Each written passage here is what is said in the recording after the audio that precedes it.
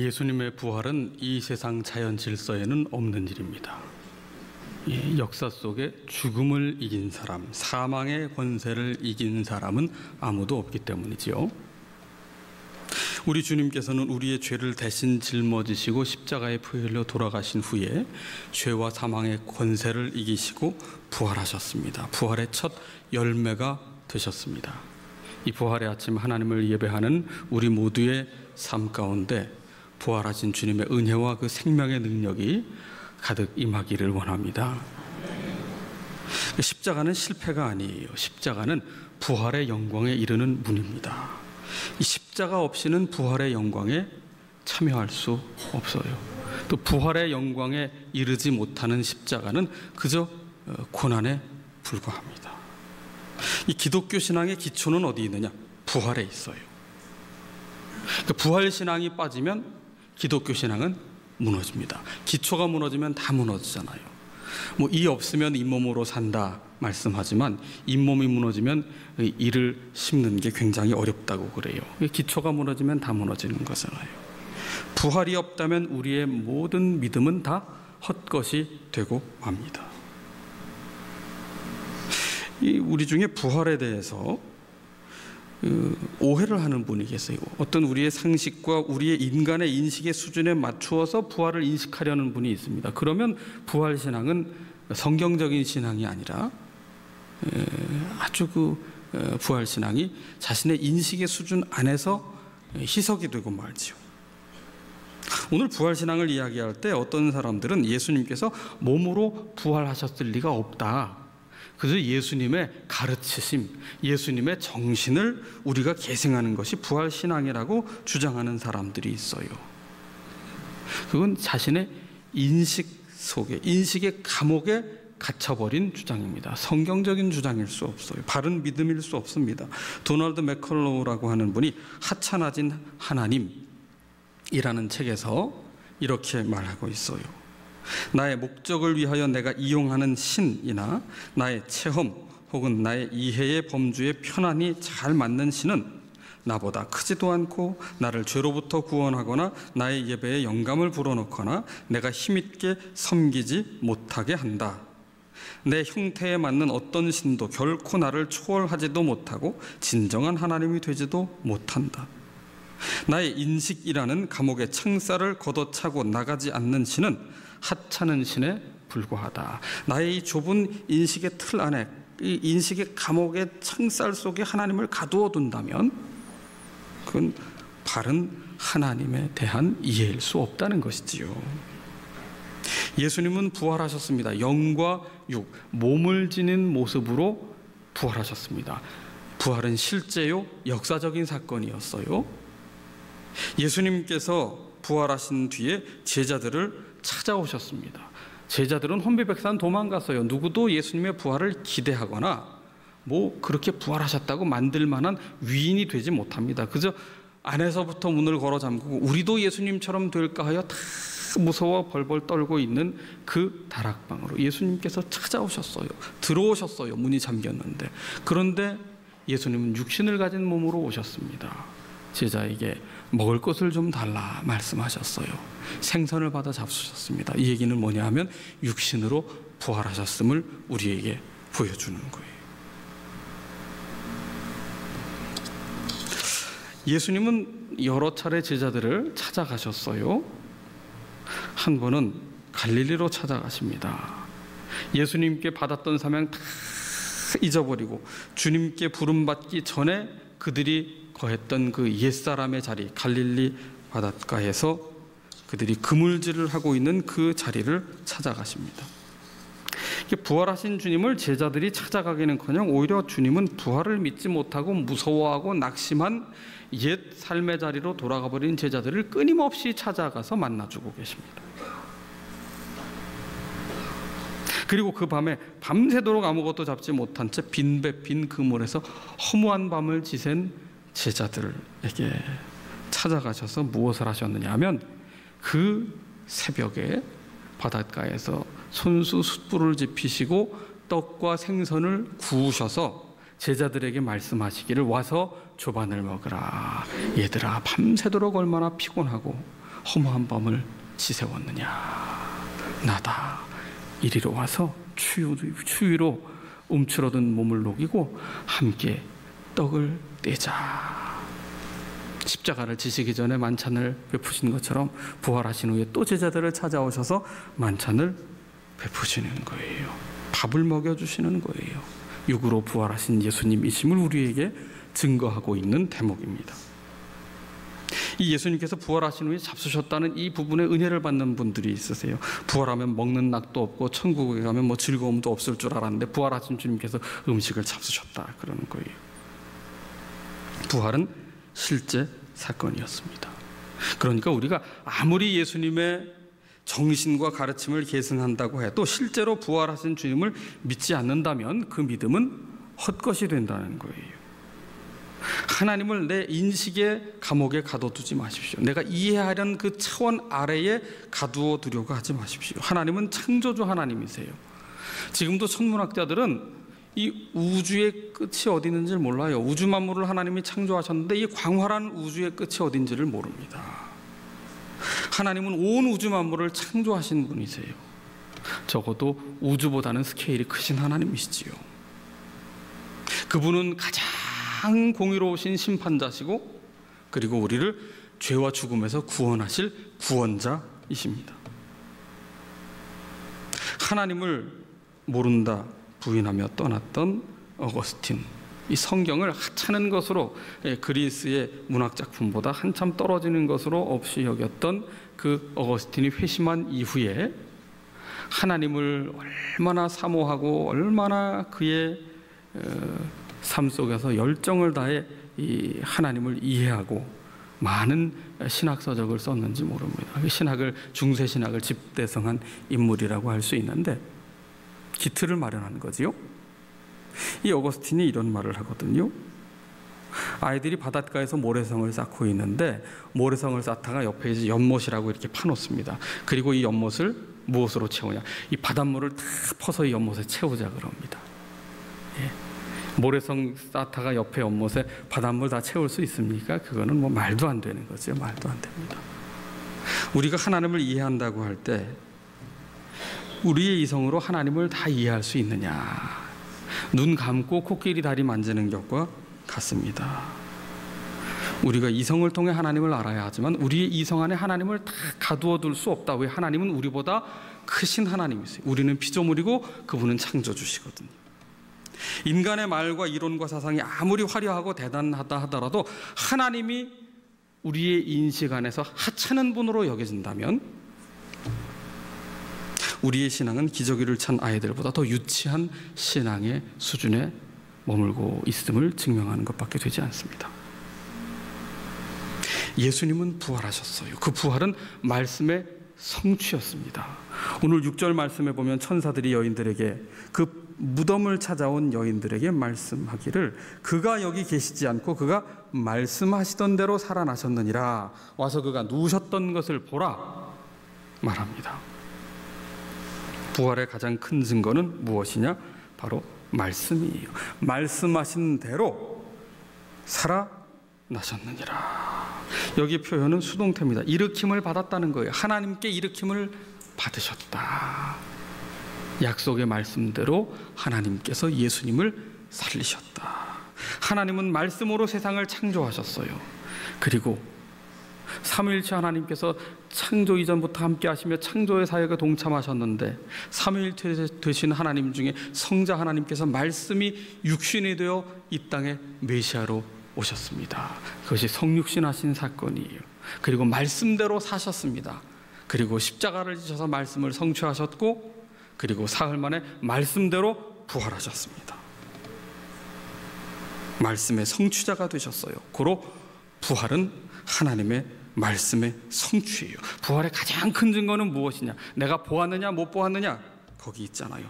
살아있고 영원하신 하나님의 말씀이 바로 부활의 가장 확실한 증거입니다. 그래서 우리는 이 말씀을 통해서 예수님의 부활을 확신하게 되고 부활하신 주님을 영접하게 되는 거예요.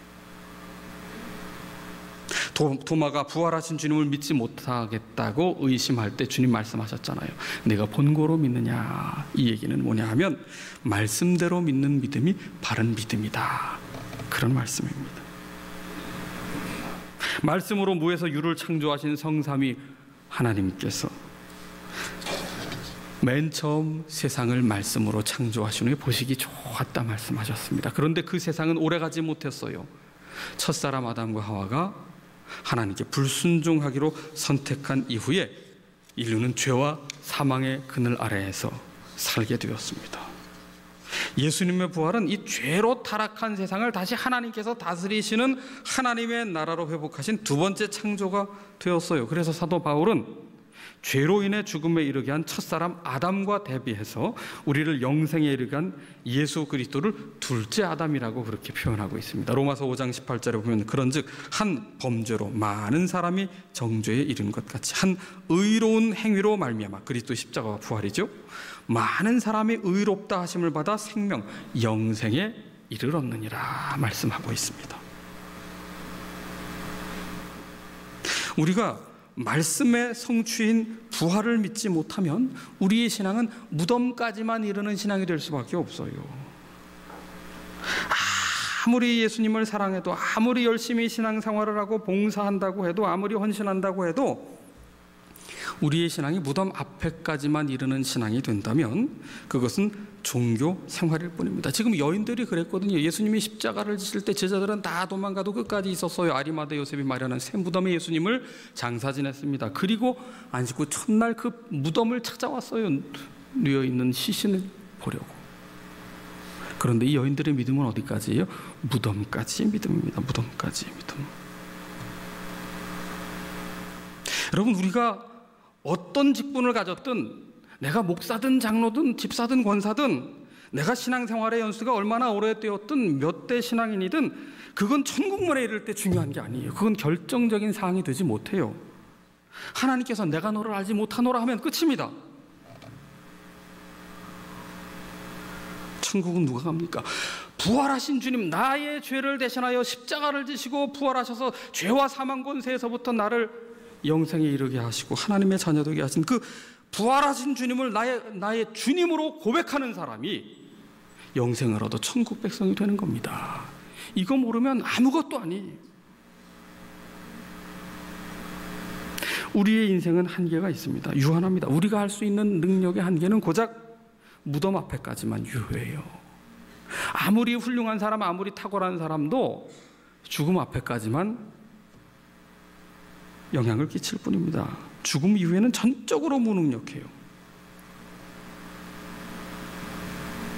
다 사망의 권세 아래 머무를 뿐입니다. 여러분, 죽은 사람이 스스로 장례 치르는 거 보셨습니까? 제 아무리 훌륭한 분도 돌아가시면 다 사람들이 장례를 치러줘야 합니다. 운구위원들이 운구를 해야 돼요. 여러분, 우리가 부활을 믿지 못하면 우리 인생은 죄와 사망의 어두운 그늘 아래 두려움의 종으로 살아갈 뿐입니다. 오늘 본문에 무덤을 지키던 경비병과 무덤을 찾은 여인들은 한 가지 공통점이 있어요. 모두가 두려움에 사로잡혔다는 겁니다. 무서워했다는 거예요. 죽음이 끝이었기에, 죽음이 끝인데 무덤이 열렸으니 그냥 무섭기만 한 거죠.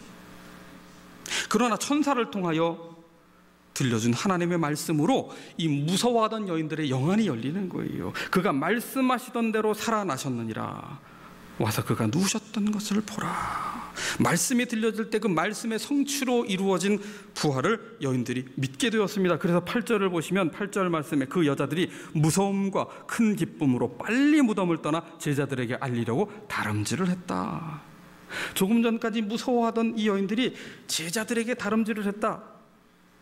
무엇을 위해서? 예수님이 부활하셨다는 사실을 알리기 위하여. 여인들이 부활을 확신하게 됐다는 거예요. 무서움과 큰 기쁨으로. 여기서 무섭다는 것은 조금 전에 그 무서워 벌벌 떨던 때의 무서움이 아닙니다. 공포심이 아닙니다. 우리 인생의 주인이 되시고 심판자가 되시고 구원자가 되시는, 우리 영혼을 구원하시는 그 하나님을 향한 거룩한 경외심을 갖게 되었습니다. 그럴 때에 말씀이 임하여 부활의 확신을 갖게 될 때 이 여인들을 누르고 있던 무서움이 벗어지고 큰 기쁨이 임하게 된 거예요. 여러분, 말씀에 근거해서 우리가 부활의 신앙을 갖게 될 때에 우리의 감각, 우리의 이성, 우리의 인식으로가 아니라 말씀에 근거해서 예수님이 부활하셨음을 우리가 확신할 때 우리는 더 이상 인생의 두려움에 압도되지 않게 됩니다. 죄와 사망의 권세 아래 살지 않게 됩니다. 기쁨에 가득 찬 삶을 살게 되는 거예요. 우리는 무엇에 기초하여 살고 있습니까? 우리의 신앙의 기초는 부활이에요. 부활이 기초가 되어야 됩니다. 부활이 우리의 삶의 기초가 되지 않으면, 예수님의 부활하심이 우리의 신앙의 기초가 되지 않으면 우리는 두려움의 종이 되어 살 뿐입니다. 죄와 사망의 그늘 아래서 살 뿐이에요. 여러분, 어떤 분들은 신앙생활하면서도요, 일평생 자존심의 기초에서 살아가는 분이 계십니다. 이분은 자존심이 무너지면 삶이 다 무너지는 거예요. 오래전의 일입니다마는 예전에 섬기던 교회에서 있었던 일인데요, 성도들과 함께 기도원을 올라갔어요. 그 수련회 자리에서 강사 목사님을 통해서 큰 말씀에 감동을 받고 결단을 하고 기도를 하고 그러는데, 이 수련회에 가면은요, 배가 일찍 고픕니다. 평소에 댁에서 잘 안 잡수시는 분들도 그 수련회를 가면 이상하게 식욕이 막 올라오고 별것 아닌 것도 그냥 더 잡수고 싶고 막 그런 생각이 드는데, 꼭 수련회 가면은 배식할 때 또 하나씩 뭐 더 얹어주는 거 있잖아요. 고구마를 딱 얹어주니까 또 그게 얼마나 그렇게 또 그냥 귀한지, 또 지나가면서 하나씩 받아가세요, 하나씩만 받아가세요 그러면 꼭 하나씩만 받아가라고 한 말을 듣고 꼭 하나를 더 챙기는 분들이 꼭 계시거든요. 그래 또 그날 집회에서 은혜를 잔뜩 받으신 한 분이 또 그냥 남아서 더 뜨겁게 기도하고 오래 기도하다가 이제 거의 배식이 끝나갈 무렵에 이제 딱 와서 배식을 받으려고 배식판을 딱 넣었는데 그 앞에서 고구마가 딱 끊겨버렸어요. 은혜 받고 기도 오래 하셨던 이분이 어떻게 됐을까요? 그 자리에서 식판 뒤집어졌지요. 뭐 그냥 식당 뒤집어졌습니다. 주방봉사 대표 누구냐 나와라. 장로님들 어디 갔느냐, 권사들 어디 갔느냐, 여전도에 다 나와라. 내가 누군 줄 아느냐, 내가 우리 교회 설립 때부터 같이 있었던 몇 대째 신앙의 가정이고 내가 어떤 사람인 줄 알았느냐. 나도 왕년에 주방에서 그 주걱 엄청나게 흔들었던 사람이다. 나를 뭘로 알고 이러냐. 내가 이 고구마 한쪽만도 못하다고 나를 보는 거냐, 나를 무시하는 거냐.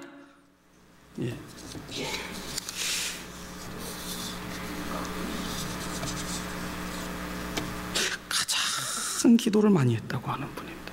가장 은혜를 많이 받았다고 하는데, 일평생 헌신했다고 하는 분인데 고구마 한 조각 앞에 다 무너졌어요. 부활에 기초한 삶이 아니라 자존심에 기초한 삶을 살았거든요. 그러니까 별것 아닌 건데도 그냥 욱 하면서 그냥 올라오는 겁니다. 욱 하면서. 무슨 말 한마디에 무슨 사건 하나. 우리 신앙이 고구마 신앙입니까? 부활 신앙입니까? 사실 웃을 일이 아니에요. 오늘 우리 교회도 부활절 특식이 나옵니다. 밥이 떨어졌어요. 뭐 20분 기다려주세요 할 때 어떻게 할 거예요? 시험에 들지 않도록 깨어 기도하라. 고기 떨어졌는데 그럼 어떻게 하실 거예요? 여러분, 우리가요 예수님 믿는다고 말하지만 실은 자존심의 기초에서 산다니까요. 그 별것 아닌 명예의 기초에서 산다니까요. 내가 누군데 이러면서 말이죠. 그 힘, 뭐 힘이 어떻다. 우리 인생에 뭐 힘이 얼마나 있어요. 얼마 전에 도축장에 소가 들이받으니까 그 자리에서 돌아가셨다고. 사람은 약해요. 우리 힘이 뭐 얼마나 대단하다고요. 제일 약한 게 사람입니다. 영향력 뭐 좀 줄어들까봐 그냥 바들바들 떨고, 누구에게 인정 못 받았다고, 칭찬 못 받았다고, 무시당했다고, 무시당하고는 내가 못 산다고 말이지요. 예수님께서 그 모든 모욕과 수치 다 당하시고도 끝까지 사랑하셔서 우리를 구원하신 그 십자가와 부활의 은혜를 입어 사는데, 우리는 인정에 목숨 걸고 자존심에 목숨 걸고, 그거 돈 조금 잃어버렸다고 손해났다고 거기 그냥 인생을 다 걸고, 우리가 의지했던 건강이 무너져서 거기 상심하고, 건강을 내가 지킬 수 있어요? 내 몸을 내가 지킬 수 있어요? 이 세상에 명의도 자기 건강 못 지키더라고요. 자기 몸 자기가 수술 못 하더라고요. 우리는 다 약해요. 다 중요하지요.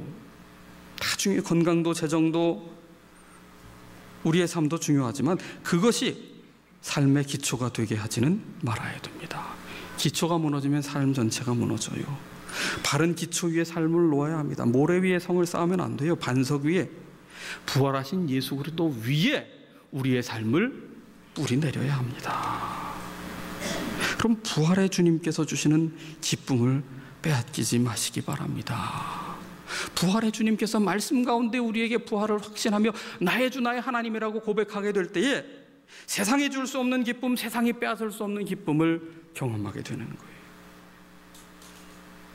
말씀의 영안이 열릴 때 두려움에 사로잡힌 삶에서 해방되어 비로소 충만한 기쁨의 삶을 누리게 되는 겁니다. 부활의 증인으로 살게 되는 겁니다.